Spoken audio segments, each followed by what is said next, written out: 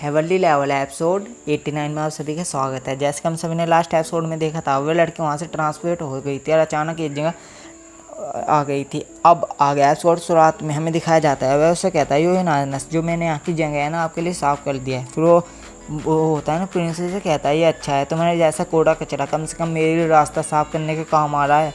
फिर वो आगे आता है और कहता है पावर और यानी अमीर का स्टेटस है ना लाइफ में ज़िंदगी का बस एक टूल है। सच्ची बात तो ब्लड लाइन के ऊपर होती है। फिर वो कहता है जो ट्रेजर है ना वो रॉयल्टी का होता है। फिर वो कहता है यो नायना साहब ने बिल्कुल सही कहा, आपने ऐसा दिमाग लगाया जो ये आदमी थे ना उन कल्टिवेटरों को अपने उड़ कर लिया और उनके इस तरीके से हमने उनका इस्तेमाल करा और जो है ना अपनी एनर्जी भी बचा ली। एक लड़के उसका पैर कर लेते हैं, कहते हैं यो नायनस प्लीज़ मुझे बचा लीजिए। वह ऐसे लात मारता है, कहता है तुमने मेरे कपड़े गंदे कर दिए। वो कहता है तुम्हारे जैसे यूज़लेस मेरे आगे कुछ काम नहीं आने वाले। अब वो कहता है यहाँ की गंदगी साफ़ करो। फिर वो होता है ना आदमी उसका, वो कहता है ठीक है यो हाइनेस।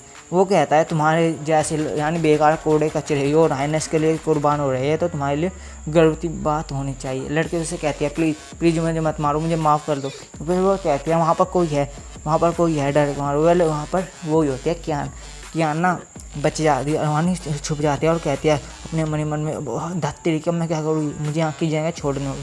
वह अपनी शक्ति का इस्तेमाल करता है और उसे बाहर खींच लाता है। फिर उससे कहता है यो नाइनस चरा इसे भी देखी।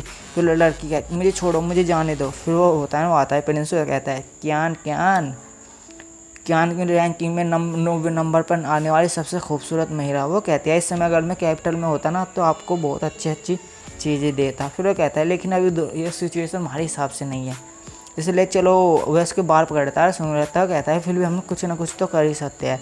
फिर एकदम अचानक ऊपर से फटता है, यानी ऊपर से हान आता है, वह लड़की भी साथ में। उससे देव कहती है यानी क्या होती है। वो कहते हैं बिग सिस्टर जुई। फिर वो कहती है मुझे मदर बोलो। फिर हान कहता है आपका दोनों का क्या रिश्ता है। वो नीचे आ जाता है। प्रिंस चिल्लाते हुए कहता है जियान तुम्हारी इतना हिम्मत कि तुम मेरे सामने आने की हिम्मत कर रहे हो। हान उसे कहता है तो क्या। फिर वो कहता है अच्छे डाउ जी। फिर हमें दिखाया जाता है वो आदमी से मारने की धमकी देता है और कहता है अगर जो तुम अपने बच्चे को बचाना चाहती हो तो वो करो जो हम कह रहे हो। कहती है प्लीज़ रुको, उसे मत मारो। फिर जो प्रिंस होता है ना कहता है अगर जो तुमने मुँह करा तो हम इसे बड़ी आसानी के साथ मार डालेंगे, अगर जो तुम इसे बचाना ही चाहते हो तो जिहान को यहीं पे मार डालो।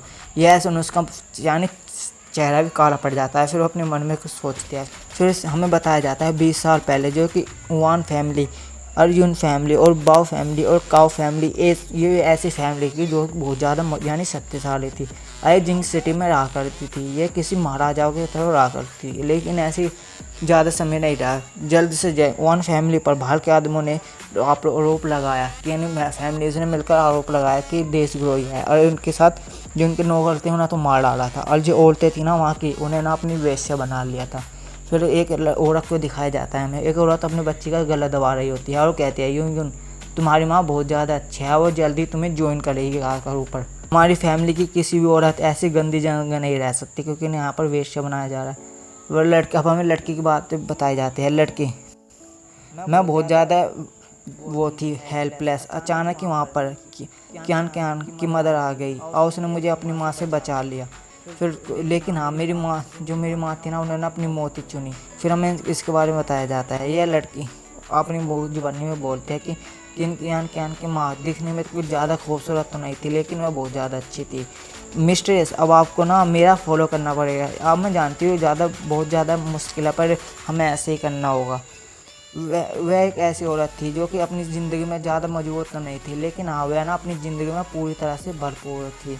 आज हमें मीट खाने के लिए मिलेगा। अच्छा ठीक है, अगर तुम्हारी यानी ब्रदर होता है भाई तो तुम किसे ज़्यादा प्यार करोगी। मम्मी मैं तो हर किसी को प्यार करूँगी। फिर थोड़े समय बाद लड़की एक यानी लिटिल सिस्टर होती है, वो कहती है मगर मुझे बहुत ज़्यादा पसंद है। मुझे ऐसा लगा था कि जो हमारे दुख के दिन है वो यहाँ पर ही अंत होते हैं, लेकिन ऐसा कुछ समय तक ही चला। एक दिन जिस उन्होंने हमारी फैमिली को बर्बाद किया था वहाँ आप पहुँचे। कियान की मदर ने अपनी ज़िंदगी देते हुए मेरी जान बचा ली।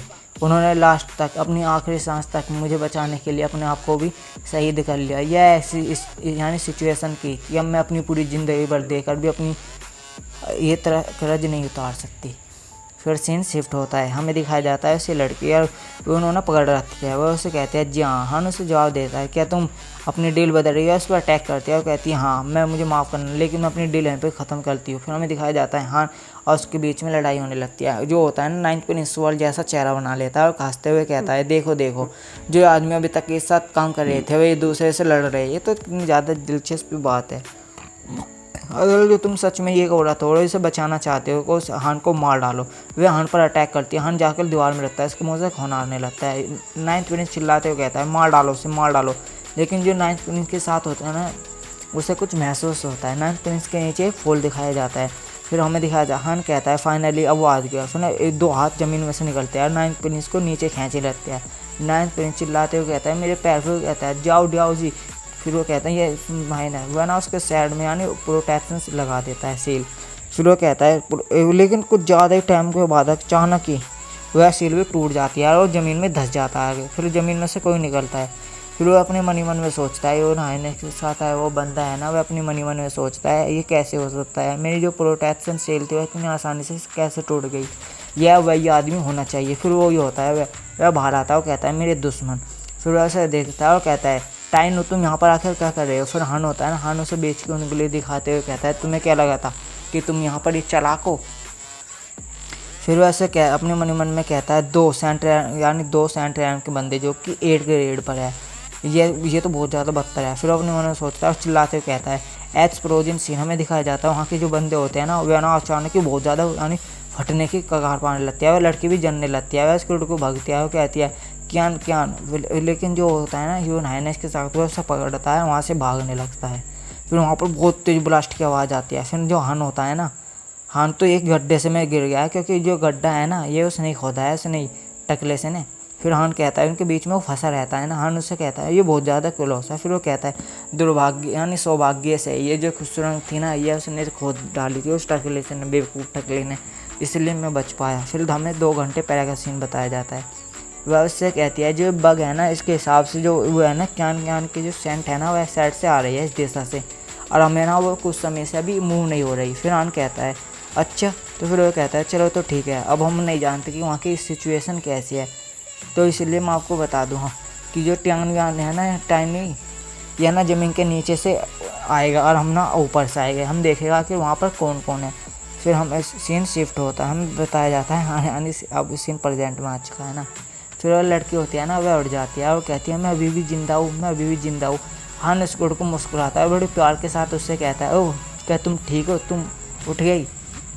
लड़की उसे देखती है और कहती है शर्माते हुए कितनी जेंटल स्माइल है। फिर हान को अचानक कुछ महसूस होता है, वह उसे पकड़ लेता है और कहता है मैंने तुम्हें बचाने के लिए अपनी सोल पावर का इस्तेमाल किया था, लेकिन जो एक्सप्रेशन सील है ना वह पूरी तरह से डिस्ट्रॉय हो पाई है। फिर लड़की होती है ना अपनी मन में कहती है मैं बहुत ज़्यादा वीक महसूस कर रही हूँ, मेरा टेम्परेचर बहुत तेज़ से बढ़ रहा है, क्या यही एक प्यार की यानी पहल है। फिर हान ना अपने मन में कहता है ये दोनों सिस्टर है ना बहुत ज़्यादा अजीब है, ये मदर डॉटर है फिर क्या है। फिर वो पीछे से उसे पकड़ लेती है और कहती है इन सभी के लिए थैंक यू हान। फिर ये देख वो उसके कान में उंगली डाल वो करने लगती है, हंसी मारने लगती है। हान उससे कहता है हमारे पास समय नहीं है इसलिए थैंक यू बाद में बोलना।